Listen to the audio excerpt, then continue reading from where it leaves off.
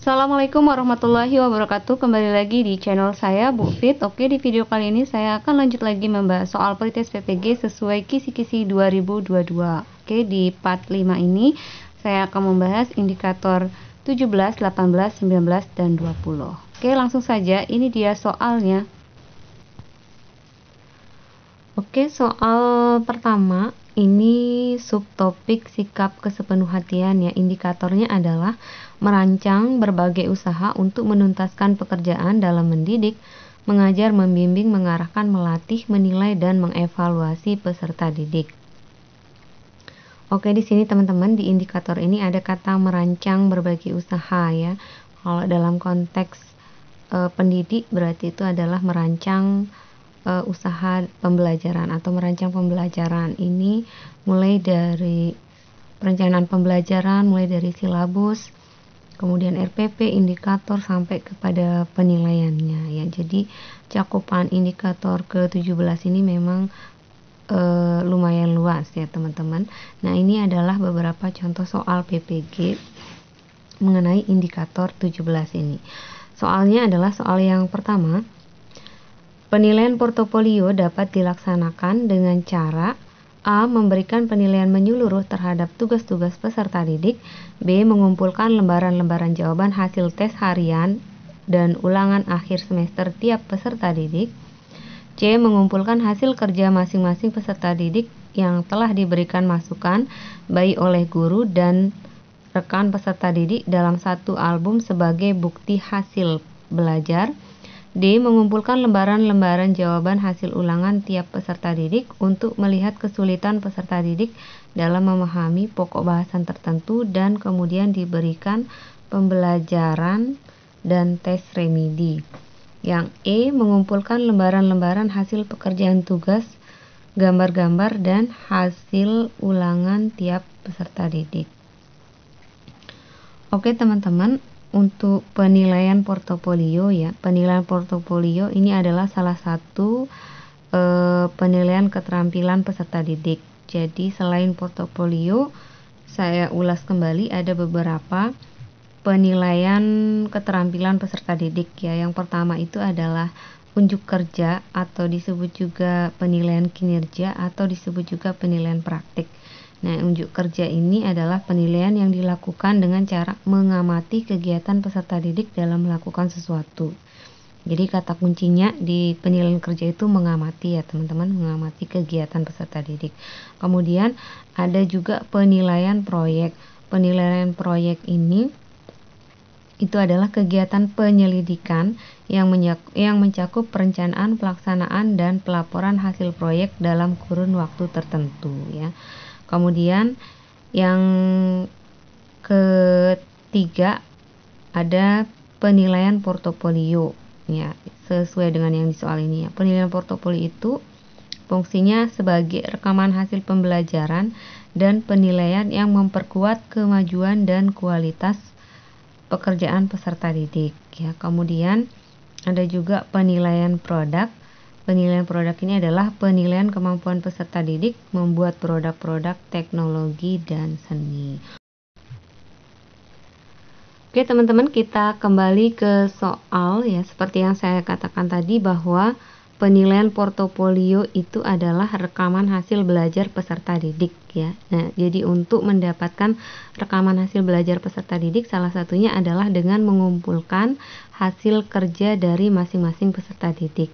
Nah, di sini option pada soal nomor 1 yang mengatakan mengumpulkan hasil kerja peserta didik ada di option B, C, D, dan E ya. Semuanya mengarah kepada mengumpulkan hasil kerja peserta didik. Namun di sini yang paling lengkap itu adalah option C ya teman-teman. Jadi dia mengumpulkan hasil kerja peserta didik yang telah diberikan masukan baik oleh guru dan rekan peserta didik dalam suatu album kerja sebagai bukti hasil belajar. Jadi lengkap yang option C ini. Sedangkan yang option B, D, dan E itu hanya sekadar mengumpulkan ya. Tapi yang option C ini sudah sempurna, sudah ada masukan dari guru maupun dari rekan peserta didik yang lain. Oke, soal berikutnya, soal nomor 2 ini masih indikator 17. Penilaian proses secara berkesinambungan oleh guru dapat dilakukan dengan cara A. Memberikan penilaian terhadap aktivitas, tahap kemajuan, dan hasil kerja siswa dari proses belajar di kelas maupun di luar kelas. B. Memberikan pretest maupun posttest secara tertulis setiap kali proses pembelajaran. C. Mengadakan ulangan harian rutin secara terjadwal. D. Mengadakan ulangan harian tanpa pemberitahuan terlebih dahulu kepada siswa. E. Mengadakan ulangan tengah semester dan akhir semester. Oke, di sini teman-teman, untuk penilaian proses itu salah satu fungsinya itu adalah mengetahui tingkat ketercapaian siswa dalam kegiatan pembelajaran. Nah, salah satu caranya atau teknisnya yaitu dengan melakukan pretest, kemudian setelah itu memberikan perlakuan, atau dalam hal ini adalah tahapan proses pembelajarannya, baru setelah itu mengadakan posttest. Nah, posttest inilah yang nantinya akan terlihat ketercapaian siswa dalam kegiatan pembelajarannya. Jadi jelas di sini jawabannya untuk penilaian proses secara berkesinambungan itu dapat dilakukan dengan cara B ya teman-teman, memberikan pretest maupun posttest secara tertulis setiap kali proses pembelajaran. Oke, berikutnya teman-teman soal nomor 3 ini masih indikator 17. Penilaian merupakan salah satu proses penting dalam penilaian. Prinsip-prinsip penilaian yang harus dipedomani adalah penilaian harus dilaksanakan secara ini kita berbicara prinsip penilaian ya teman-teman. Kita lihat yang option A. Yang option A ini saya garis bawahi ada kata efisien dan efektif ya teman-teman. Kata efisien dan efektif ini bukanlah prinsip penilaian. Kalau efisien dan efektif itu lebih ke penggunaan atau pemanfaatan suatu benda ya teman-teman. Jadi pemanfaatan sesuatu itu harus efisien dan efektif. Jadi bukan prinsip penilaian kalau efisien dan efektif ya. Jadi option A ini salah. Kemudian yang ke B. Yang ke B ini saya garis bawahi ada kata menggunakan acuan norma. Jadi untuk prinsip penilaian itu tidak ada acuan norma ya teman-teman. Yang ada itu menggunakan acuan kriteria. Jadi di prinsip penilaian itu ada kriteria-kriteria penilaiannya. Jadi bukan berdasarkan norma seperti itu. Kemudian yang ke C ini saya garis bawahi yang bukan juga yang tadi ya, ada kata efisien. Jadi efisien ini bukan termasuk prinsip penilaian. Kemudian yang ke D juga ada kata efisien, juga bukan termasuk prinsip penilaian. Yang ke E, jadi jelas jawabannya di sini adalah yang ke E ya teman-teman. Jadi prinsip penilaian itu adalah sahih atau valid, adil, objektif, terbuka, bermakna menyeluruh, berkesinambungan, terpadu, sistematis, menggunakan acuan kriteria dan akuntabel. Oke, jelas jawabannya di sini ya teman-teman. Jawabannya adalah E. Oke, soal berikutnya soal nomor 4 ini masih indikator 17. Upaya merancang pengayaan bagi peserta didik yang mencapai ketuntasan belajar optimal tampak dalam kegiatan guru sebagai berikut. A. Memberikan tambahan materi berupa sumber ajar dari pengarang yang berbeda. B. Memberikan tes tambahan dengan tingkat kesukaran yang lebih tinggi. C. Memberikan tambahan sumber bacaan yang lebih mendalam dan tingkat variasi yang tinggi. Berikut instrumen tesnya yang sesuai. D. Diberikan materi bahan ajar yang lebih tinggi tingkatannya dan pengerjaan soal-soalnya yang memiliki kesulitan tinggi. E. Memberikan tambahan materi berupa sumber ajar dari penerbit yang berbeda. Oke teman-teman, di sini untuk soal yang nomor 4 itu merancang pengayaan. Jadi kata kuncinya ini merancang pengayaan. Kalau pengayaan berarti itu soal-soalnya memiliki tingkat kesukaran yang lebih tinggi ya dari biasanya untuk soal pengayaan. Jadi di sini yang tepat itu adalah D ya teman-teman. diberikan materi bahan ajar yang lebih tinggi tingkatannya dan pengerjaan soal-soalnya yang memiliki kesulitan tinggi. Kalau yang option C, teman-teman, ini memberikan tambahan sumber bacaan yang lebih mendalam dan tingkat variasi yang tinggi. Berikut instrumen tesnya yang sesuai. Jadi ini diberikan sumber bacaan itu kurang pas ya teman-teman. Sini yang lebih pas itu adalah diberikan materi bahan ajar yang lebih tinggi, bukan sumber bacaan seperti itu. Oke, jadi jelas jawabannya D ya teman-teman. Oke teman-teman, indikator berikutnya, indikator 18, yakni menunjukkan kepedulian yang tinggi terhadap kebutuhan peserta didik dalam mendidik, mengajar, membimbing, mengarahkan, melatih, menilai, dan mengevaluasi peserta didik.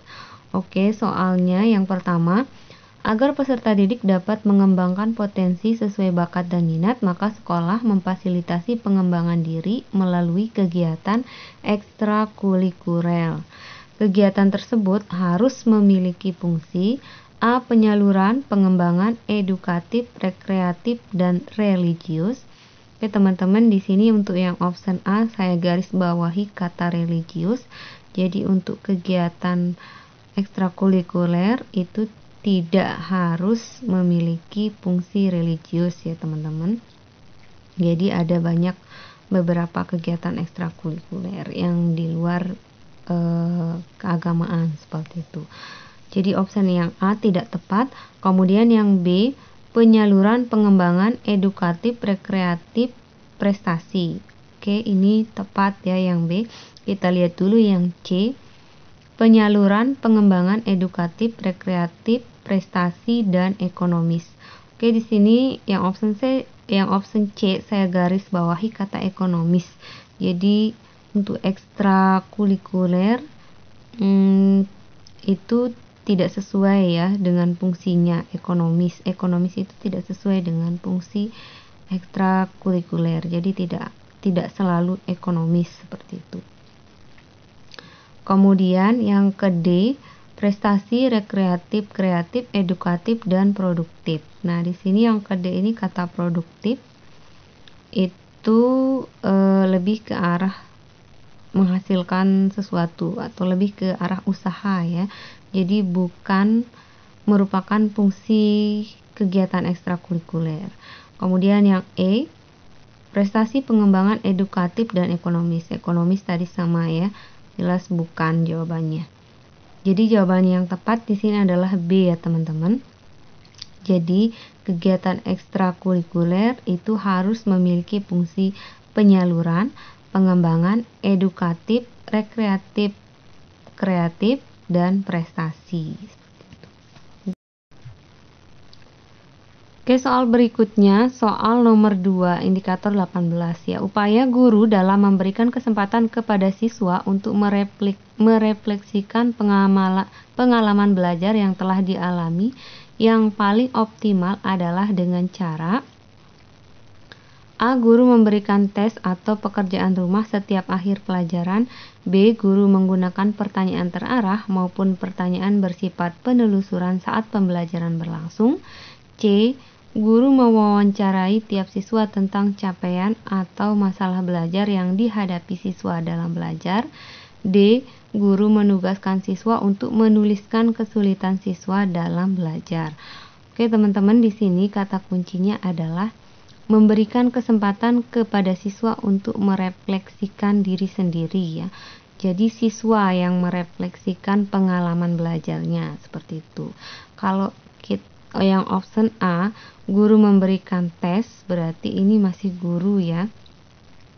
Guru yang membantu seperti itu, membantu merefleksikannya, bukan siswa sendiri.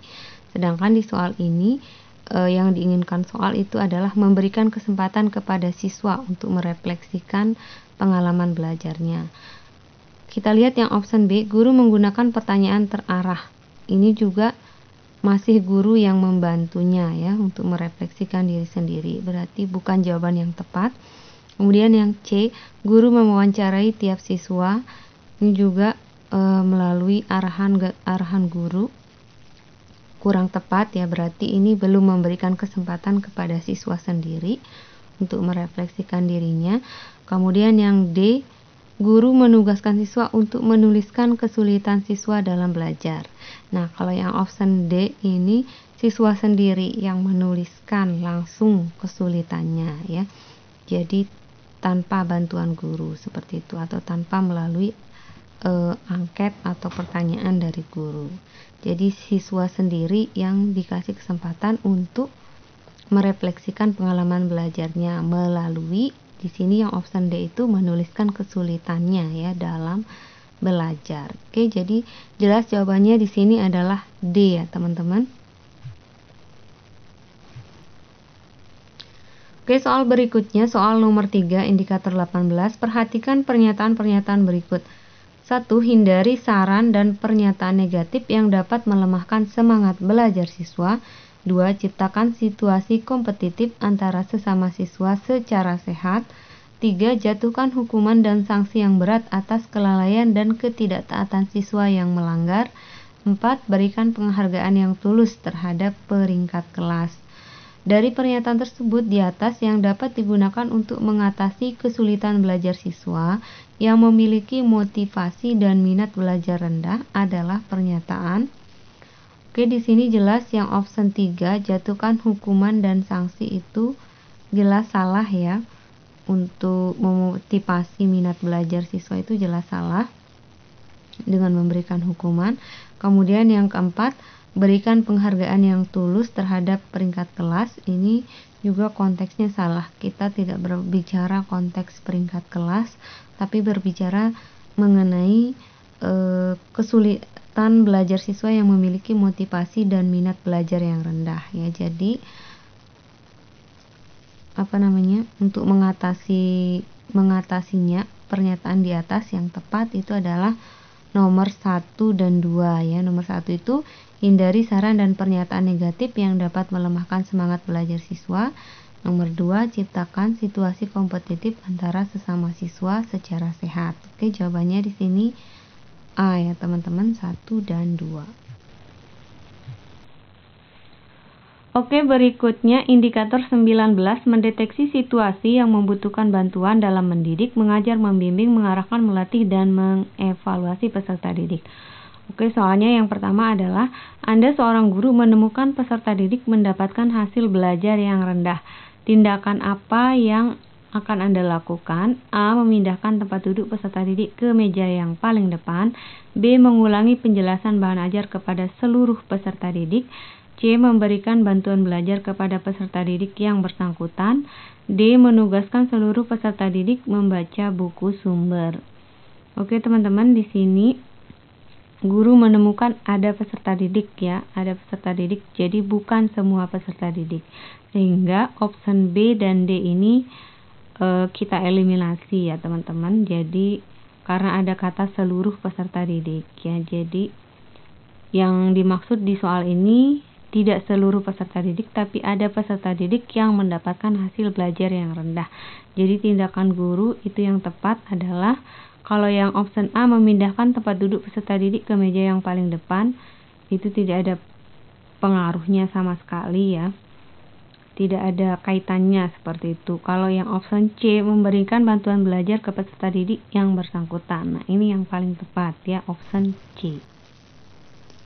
Oke, soal berikutnya soal nomor 2, indikator 19.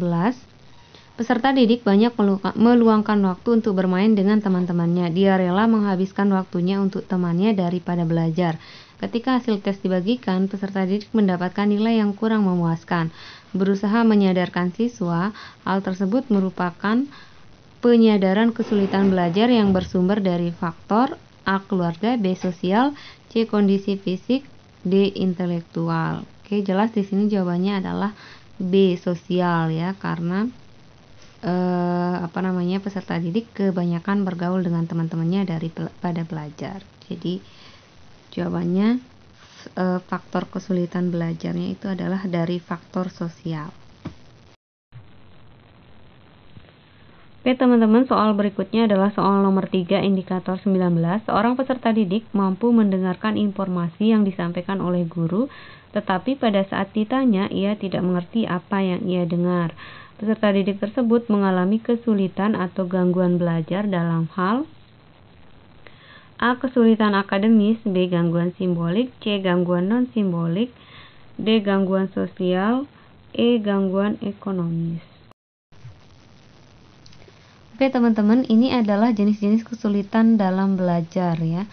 Yang pertama itu kesulitan akademis, itu adalah jenis kesulitan belajar peserta didik dalam membaca dan menulis ya. Kemudian yang B, gangguan simbolik. Gangguan simbolik ini peserta didik itu mampu mendengarkan informasi, tetapi dia ketika ditanya ia tidak mengerti apa yang ia dengar. Itu gangguan simbolik ya.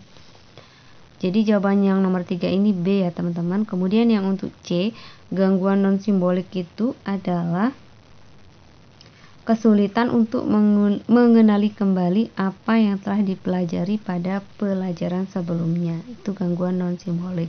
Kalau gangguan sosial itu bermasalah pada lingkungan sosialnya.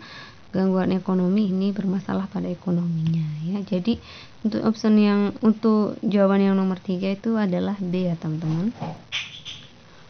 Oke, berikutnya adalah indikator 20, yakni mendemonstrasikan sikap tanggung jawab pribadi terhadap situasi yang membutuhkan bantuan dalam mendidik, mengajar, membimbing, mengarahkan, melatih, menilai, dan mengevaluasi peserta didik. Soalnya adalah yang pertama, ketika Anda tahu bahwa ada siswa yang berbeda agama tidak dapat mengikuti pelajaran tambahan yang dianggap sangat penting karena menyiapkan kegiatan ritual keagamaannya, maka yang sebaiknya Anda lakukan: A. Tetap meminta siswa tersebut mengikuti pelajaran tambahan. B. Memberi nasihat kepada siswa tersebut untuk mengganti jadwal ritual keagamaannya. C. Menyerahkan keputusannya kepada siswa. D. Memberi nasihat bahwa pelajaran tambahan itu penting dan menyerahkan keputusan kepada siswa tersebut apakah akan mengikuti atau tidak. E. Membolehkan siswa tersebut tidak mengikuti pelajaran tambahan dan memberi kesempatan untuk bertanya atau mengikuti jadwal kelas yang lain. Oke, di sini jawaban yang tepat itu adalah E ya, ketika ada siswa yang tidak mengikuti pelajaran tambahan karena ada kepentingan menyiapkan kegiatan ritual keagamaannya ya. Jadi sebagai guru kita itu harus membolehkan siswa tersebut tidak mengikuti pelajaran tambahan dan memberikannya kesempatan untuk bertanya atau mengikuti jadwal kelas yang lain. Oke, ini di sini jawaban yang tepat E ya teman-teman. Kemudian soal yang kedua, indikator 20, ada siswa yang kurang bergairah belajar di kelas. Terkait dengan hal ini, tindakan yang Anda lakukan sebagai guru adalah A. Membiarkan saja karena sangat mungkin sesuai tersebut tidak berminat pada mata pelajaran. B. Mengingatkan namun bila tidak ada kemajuan, abaikan saja dan fokus pada siswa-siswa lain yang menunjukkan kemajuan. C. Membangkitkan semangat siswa itu untuk belajar walaupun kemajuannya sedikit. D. Menggunakan berbagai cara untuk membangkitkan semangat belajarnya. E. Memahami kondisi siswa tersebut, berusaha terus menemukan cara membangkitkan semangatnya. Oke, teman-teman, di sini ada seorang siswa yang kurang bergairah belajar di kelas. Jadi terkait hal ini, sebagai guru yang harus kita lakukan, yang pertama tentu harus memahami kondisi siswa tersebut, baru setelah itu menemukan cara membangkitkan semangatnya. Oke, jadi jawaban yang tepat di sini E ya teman-teman. Sedangkan yang option A, B, C, dan D itu tidak berusaha memahami kondisi siswa. Teman-teman, sekian dulu pembahasan soal pre-test PPG indikator 17, 18, 19, dan 20. Untuk indikator selanjutnya di part 6 itu adalah indikator 21, 22, 23, 24, dan seterusnya ya teman-teman. Jadi jangan lupa klik tombol like, comment, and subscribe video ini serta aktifkan lonceng notifikasinya untuk mendapatkan update terbaru, update video berikutnya. Oke, terima kasih dan assalamualaikum warahmatullahi wabarakatuh.